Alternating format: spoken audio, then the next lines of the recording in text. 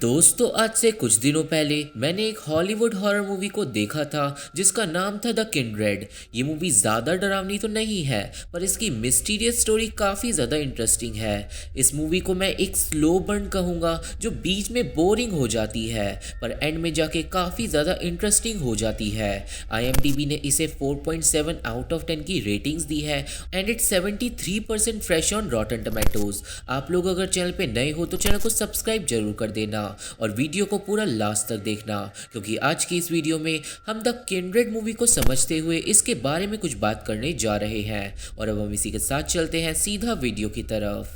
Movie शुरू होती है और हम लोग हेलन नाम की एक प्रेग्नेंट लड़की को देख पाते हैं। हेलन एक अपार्टमेंट से निकलती है और वो बहुत ज़्यादा डरी हुई थी। वो बिल्डिंग से बाहर निकलती है और तभी उसका पापा ऊपर से नीचे गिरता है और वो मारा जाता है। हेलन अपने पापा को देखकर चिल्लाती है और तभी उसका भी एक कार से एक्सीडेंट हो जाता है। सीन यहाँ से 1 साल आगे शिफ्ट होता है जहाँ पे हेलन को कोमा में से होश आता है। कुछ देर बाद हेलन का पति ग्रेग उसे हॉस्पिटल में मिलने आता है और वो काफी ज्यादा खुश था अपनी पत्नी को होश में देखकर। अब यहाँ पे जब ग्रेग हेलन को बताता है कि वो 1 साल से कोमा में थी तो उसके होश उड़ जाते हैं। इतना ही नहीं, हेलन को पता चलता है कि एक्सीडेंट के बाद भी उसका बच्चा बच गया था और उसने कोमा के अंदर ही अपनी बेटी को जन्म दिया जिसका नाम ग्रेग ने हाइडी रखा है। सब कुछ जानने के बाद हेलन बहुत ज्यादा जोरों से सांसें लेने लगती है और ग्रेग तुरंत ही डॉक्टर को बुलाता है। अब अगले दिन ग्रेग हाइडी को लेकर हॉस्पिटल में आता है, पर हेलन को अपनी बेटी से वो अफेक्शन नहीं होती जो एक माँ को अपने बच्चे से होनी चाहिए। और शायद ऐसा इसलिए है क्योंकि वो माँ बनने के क्रूशियल मोमेंट्स को एक्सपीरियंस नहीं कर पाई है। कुछ देर बाद हमें पता चलता है कि अभी कुछ दिनों तक हेलन चल नहीं सकती और फिर उसके पास आता है शेफर्ड नाम का एक डिटेक्टिव जो हेलन से उसके पापा के बारे में सवाल जवाब करता है। पर हेलन अपने पापा के बारे में बात नहीं करना चाहती थी और उसे ज़्यादा कुछ याद भी नहीं होता कि उस रात आखिर क्या हुआ था। अब ग्रेग हेलन को हॉस्पिटल से घर ले जाने वाला था, पर वो बताता है कि उसे हेलन और हाइडी का खर्च उठाने के लिए घर को बेचना पड़ा और अब वो लोग हेलन के पापा के घर में रहते हैं। हेलन ऑब्वियसली अपने पापा के घर में नहीं रहना चाहती थी और घर में घुसते हुए उसे अपने पापा के सुसाइड वाले दिन की याद आने लगती है। कुछ देर बाद घर के अंदर हेलन को याद आता है कि मरने से पहले उसके पापा ने उससे कुछ कहा था, पर वो बात क्या थी ये हेलन याद नहीं कर पाती। वो लोग अब घर के अंदर सेटल डाउन होते हैं और रात के टाइम हेलन और ग्रेग इंटीमेट होते हैं। अगले दिन हेलन हाइडी को खाना खिलाने की कोशिश करती है, पर हाइडी खाना नहीं खाती और हेलन को गुस्सा आ जाता है। और यहाँ पे हम समझ जाते हैं कि हेलन के अंदर कोई भी मदर वाली क्वालिटीज नहीं है। कुछ दिनों बाद हेलन थोड़ा बहुत चलने लगती है और उसे घर में अपने बचपन की चीज़ें भी मिलती हैं और वो अपना बचपन याद करती है जब वो सिर्फ 4 साल की थी। अब अगले दिन हेलन जाती है फ्रैंक से मिलने के लिए जो उसके फादर का एक दोस्त था, पर हेलन आज से पहले फ्रैंक से कभी भी नहीं मिली थी। फ्रैंक से मिलने पे वो उससे पूछती है कि आखिर उसके फादर ने सुसाइड क्यों करा और फ्रैंक बताता है कि हेलन का पापा एक बहुत ज़्यादा सीक्रेटिव इंसान था और उसके बहुत सारे राज आज तक किसी को भी नहीं पता।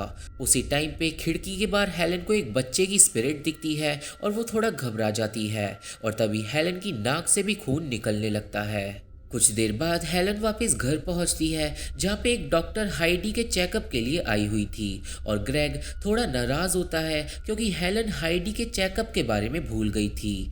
डॉक्टर को चेकअप के टाइम पे हाइडी के पैर में एक चोट का निशान दिखता है, पर डॉक्टर को लगता है कि हाइडी खेलते वक्त गिर गई होगी, बट हेलन थोड़ी सोच में पड़ जाती है क्योंकि वो डेली हाइडी को चेक करती थी। अब अगले दिन ग्रेग हेलन के लिए घर में वेलकम होम पार्टी रखता है जिसमें बहुत सारे लोग आते हैं और हेलन ने फ्रैंक को भी पार्टी में बुलाया था। फ्रैंक जब पार्टी में आता है तो ग्रेग उसे देखकर बहुत ज़्यादा खुश नहीं होता क्योंकि उसे लग रहा था कि हेलन अपने पास्ट के चक्कर में कुछ ज़्यादा ही पड़ रही है और ये सब कुछ हाइडी के लिए अच्छा नहीं है। इस बात पे हेलन और ग्रेग में बहसबाजी हो जाती है और नेक्स्ट सीन में हमें पता चलता है कि फ्रैंक की भी एक बेटी थी जो बचपन में ही गायब हो गई थी और इसलिए फ्रैंक हाइडी के लिए अपनी अफेक्शन को शो करता है। अब नेक्स्ट डे ग्रेग को काम के सिलसिले में घर से बाहर कुछ दिनों के लिए जाना पड़ता है और अब हेलन हाइडी के साथ अकेली रह जाती है और वो हाइडी को बिल्कुल भी ढंग से नहीं संभाल पाती और उसी दिन फिर से फ्रैंक हेलन से मिलने के लिए आता है। कुछ देर फ्रैंक और हेलन बात करते हैं और फ्रैंक के जाने के बाद हेलन पेंटिंग करती है, पर अब हम लोग घर के अंदर एक बच्चे की स्पिरिट को देख पाते हैं। उसी रात को जब हेलन सो रही होती है तो उसे एक बुरा सपना आता है और वो जाग जाती है। जागने के बाद उसे अपने मेन डोर से शोर सुनाई देता है और जब हेलन दरवाजे पे चेक करने जाती है तो वो देखती है घर के बाहर एक बच्ची को जो गेट में अपना सर बार बार मार रही थी। हेलन उस बच्ची से डर जाती है और जब वो दरवाज़ा खोलती है तो बाहर कोई भी नहीं होता। इस सब से हेलन परेशान होकर फ़ोन करती है ग्रेग को और वो उससे पूछती है कि अगर उसे कभी भी घर में कोई अजीब चीज़ फील हुई हो, पर ग्रेग ने ऐसा कुछ भी एक्सपीरियंस नहीं करा था। अगले दिन हेलन जाती है डिटेक्टिव शेफर्ड से मिलने और वो उससे अपनी सारी सिचुएशन बता देती है, पर ऑब्वियसली शेफर्ड को हेलन पे यकीन नहीं होता। हेलन शेफर्ड को ये भी बताती है कि उसके पापा ने उसे मरने से पहले कुछ बहुत इंपॉर्टेंट बात बताई थी, पर वो बात हेलन को याद नहीं है, पर शेफर्ड हेलन की मदद करने से मना कर देता है। उस रात को जब हेलन सोती है तो उसके बेड के नीचे से एक बच्ची की स्पिरिट निकलती है जो किचन में जाके एक ग्लास को तोड़ देती है। हेलन उठकर किचन में चेक करने जाती है और हम लोग किचन के अंदर उस डरावनी स्पिरिट को देख पाते हैं, पर हेलन को वो स्पिरिट नहीं दिखती। यहाँ पे अब हेलन समझ चुकी थी कि उसके साथ कुछ हॉन्टिंग्स हो रही हैं और वो स्पिरिट्स हेलन से कुछ कहना चाहती हैं और इसलिए हेलन स्टुअर्ट नाम के एक लोकल पैरानॉर्मल इन्वेस्टिगेटर को अगले दिन अपने घर पे बुलाती है। हेलन स्टुअर्ट से बात करती है और उसे घर में कुछ स्पिरिट्स भी उस टाइम पे दिखाई देती है। स्टुअर्ट अब स्पिरिट से कांटेक्ट करने की कोशिश करता है और अचानक ही हेलन को एक बहुत ही ज़्यादा तेज हाई पिच साउंड सुनाई देती है और स्टुअर्ट किसी स्पिरिट के द्वारा पोजेस हो जाता है और वो डायरी पे 6 बच्चों के नाम लिख देता है। सब कुछ शांत होने के बाद वो नाम स्टुअर्ट हेलन को दे देता है और हेलन को लगता है कि ये बच्चे शायद कभी ना कभी इस बिल्डिंग में रहते होंगे। स्टुअर्ट के जाने के बाद हेलन उन बच्चों के बारे में अपने पड़ोसी से पूछती है, पर उसके पड़ोसी के हिसाब से सिर्फ हेलन ही एक ऐसी बच्ची थी जो इस बिल्डिंग में रहती थी और उसे कोई और बच्चा याद नहीं है। अब हेलन गूगल पे उन बच्चों के बारे में सर्च करती है और उसे पता चलता है कि वो सारे बच्चे लंदन में स्टोनवर्थ नाम की जगह पे रहते थे, पर एक एक करके वो सारे बच्चे गायब हो गए और उन बच्चों की लाशें भी आज तक किसी को नहीं मिली। हेलन इंटरनेट से उन बच्चों के एड्रेस निकाल लेती है और वो जाती है उन बच्चों के घर पे। सबसे पहले अब हेलन मिलती है जेम्स नाम के एक आदमी से जो उन्हीं मिसिंग बच्चों में से एक का पापा था और जेम्स से बात करने के बाद हेलन को पता चलता है कि जिसने भी बच्चों को किडनैप किया था उसका नाम था सैकहेड, क्योंकि वो अपने चेहरे पे एक बोरे को पहन के रखता था। जेम्स से बात करके हेलन एक और बच्चे के घर पे जाके सैकहेड के बारे में पूछती है और उस घर से हेलन को डिटेक्टिव जिलियन के बारे में पता चलता है जो पास्ट में मिसिंग बच्चों को ढूंढने में फेल हो गई थी। इसके बाद हेलन जाती है डिटेक्टिव जिलियन से मिलने, जहाँ पे उसे पता चलता है कि वो अब डिटेक्टिव नहीं रही। जिलियन हेलन से पास्ट के बारे में बात नहीं करना चाहती थी क्योंकि सैकहेड किलर ने उसके भी बच्चे को मारने की धमकी दी थी और उसी धमकी वाले दिन से ही जिलियन ने केस को ड्रॉप कर दिया था। ये सारी बातें जानने के बाद हेलन घर चली जाती है, पर उसे लग रहा था कि उसका पापा ही असल में सैकहेड किलर था और इसलिए ही उन बच्चों की आत्माएं हेलन को परेशान कर रही है। हेलन घर पहुंचने के बाद अपने पड़ोसी से मिलती है जिसे वो हाइडी की देखभाल के लिए छोड़ गई थी। अब बातों में हेलन का पड़ोसी हेलन से उसके बचपन के बारे में बात करने लगता है और हेलन बातों के बीच में चौंक जाती है क्योंकि उसे पता चलता है कि हेलन का पापा उसे 4 साल की उम्र में इस बिल्डिंग के अंदर लेके आया था, पर उसके पापा ने हेलन को असल में ये बोल रखा था कि हेलन इसी बिल्डिंग के अंदर पैदा हुई थी। अब कुछ देर बाद हेलन अपने पापा का सामान चेक करती है और उसे पता चलता है कि उसका पापा पहले स्टोनवर्थ में रहता था। और हेलन को अपनी भी एक फ़ोटो मिलती है जिसमें वो बचपन में किसी दूसरे घर के सामने खड़ी थी। और अब हेलन के दिमाग में बहुत सारे सवाल आने लगते हैं।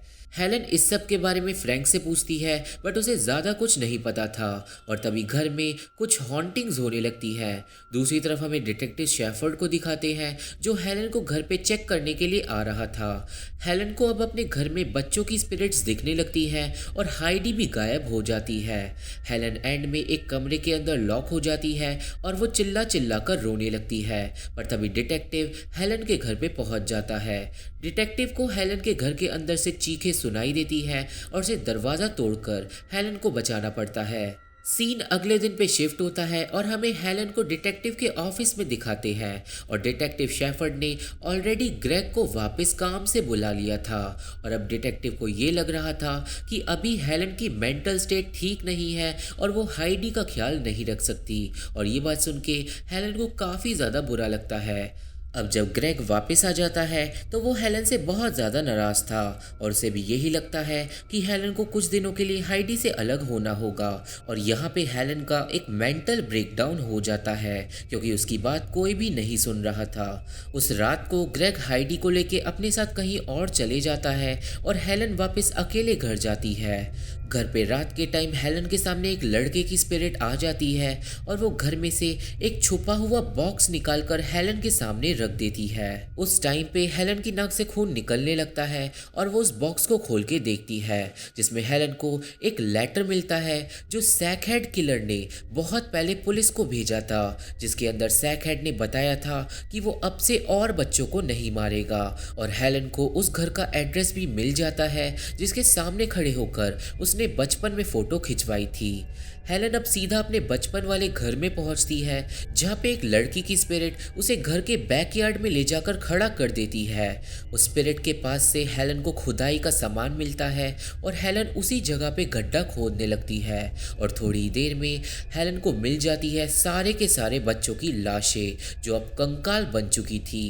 हेलन तुरंत ही पुलिस को बुला लेती है और अब उसे यकीन हो गया था कि उसका बाप ही सैकहेड किलर था जिसने बच्चों को मारा और फिर एक नई जिंदगी स्टार्ट करने के लिए हेलन को लेकर उस बिल्डिंग में चले गया। और अब हेलन के बाप ने जो पाप करे हैं उसकी सज़ा हेलन को भुगतनी पड़ रही है।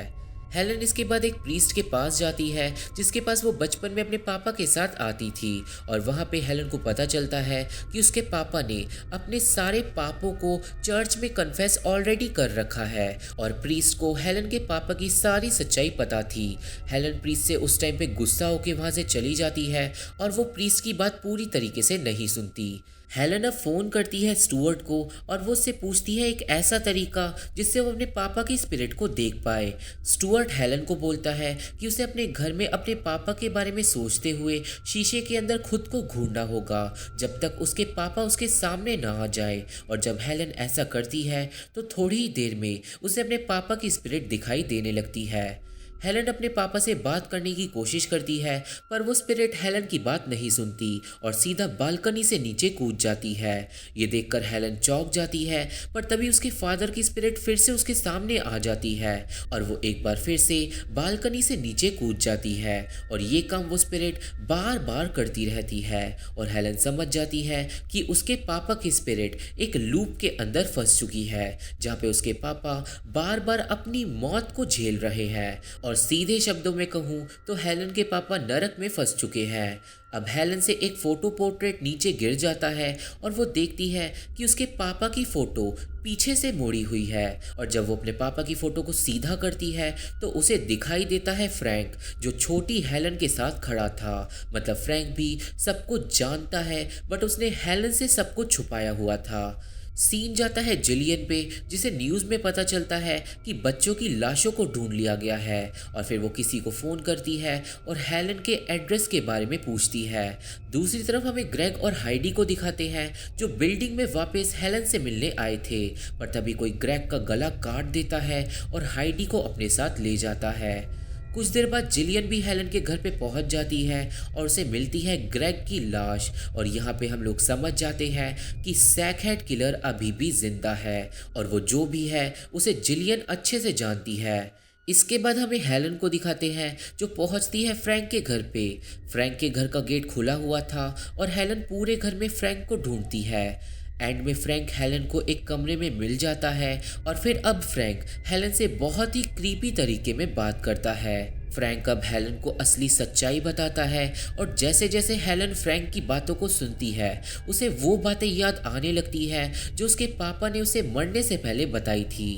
अब हमें पता चलता है कि हेलन का पापा नहीं, असल में फ्रैंक सैकहेड किलर है। और इतना ही नहीं, हेलन असल में फ्रैंक की बेटी है और हेलन के पापा ने 4 साल की उम्र में हेलन को फ्रैंक के पास से किडनैप कर लिया था ताकि वो उसे एक अच्छी परवरिश दे सके।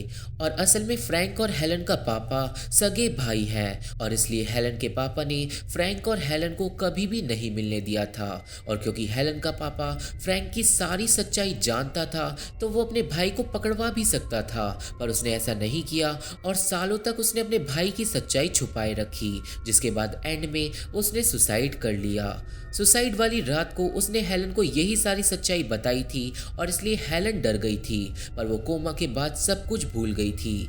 ये सच्चाई पता चलने के बाद हेलन फ्रैंक से डरने लगती है और सीन जाता है डिटेक्टिव शेफर्ड पे, जिसे पता चलता है कि आज शाम को एक बच्ची को किडनैप कर लिया गया है और जो सस्पेक्टेड किडनैपर है उसका नाम है फ्रैंक। अब घर पे फ्रैंक हेलन को एक ट्रंक को खोलने के लिए बोलता है और जब हेलन उस ट्रंक को खोलती है तो उसमें होती है उस बच्ची की लाश और अब हेलन बुरी तरह डर जाती है। उसी टाइम पे फ्रैंक सैकहेड बन के हेलन के पास आ जाता है और वो उसे बताता है कि उसने ग्रेग को मार दिया है और उसने हाइडी को छुपा दिया है और अब हेलन फ्रैंक को दूर होने के लिए बोलती है।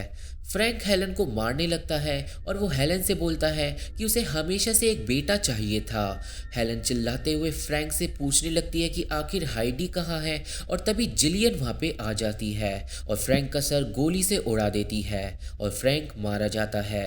कुछ देर बाद क्राइम सीन पे पुलिस आ जाती है जो जिलियन को पकड़ लेती है क्योंकि वो एक डिटेक्टिव नहीं थी। और अब क्योंकि फ्रैंक मर चुका है तो हेलन को लगता है कि वो हाइडी को कभी भी नहीं ढूंढ पाएगी और काफ़ी ज़्यादा डिप्रेस्ड हालत में डिटेक्टिव शेफर्ड हेलन को वापस घर पे छोड़ देता है। अब जब पुलिस फ्रैंक के घर पे इन्वेस्टिगेशन करती है तो एक पुलिस वाले को हाइडी के रोने की आवाज़ सुनाई देती है और हाइडी को जल्दी ही जिंदा ढूंढ लिया जाता है। ये खबर सीधा पहुंचती है डिटेक्टिव शेफर्ड के पास और वो तुरंत ही फ़ोन करता है हेलन को, पर हेलन फ़ोन नहीं उठाती। दूसरी तरफ हमें हेलन को दिखाते हैं जो डिप्रेशन के चलते सुसाइड करने के लिए बालकनी पे पहुंच जाती है। डिटेक्टिव शेफर्ड अब हेलन के अपार्टमेंट की तरफ भागता है और मूवी के एंड में हेलन बालकनी के कोने से आगे झुकती है, जिससे ऐसा लगता है कि हेलन ने सुसाइड कर लिया और मूवी यहीं पे ख़त्म हो जाती है। हमें एंड में ये पता नहीं चल पाता कि हेलन ने सुसाइड किया या फिर नहीं और डिटेक्टिव शेफर्ड टाइम पर हेलन के पास पहुंच पाया या फिर नहीं, और इस बात का जज मैं आप लोगों को बनाता हूं। तो आप लोगों को क्या लगता है कि हेलन के साथ क्या हुआ होगा? आप लोग मुझे कमेंट बॉक्स में ज़रूर बताना। तो ये थी एक्सप्लेनेशन द किंड्रेड मूवी की और मुझे आशा है कि आप सभी को ये मूवी समझ आ गई होगी और मेरी वीडियो पसंद आई होगी। वीडियो पसंद आई हो तो चैनल को सब्सक्राइब करके और वीडियो को लाइक करके हमारा सपोर्ट जरूर करना। और अब मैं आप लोगों से मिलता हूँ अपनी अगली वीडियो में, तब तक के लिए थैंक यू, बाय बाय।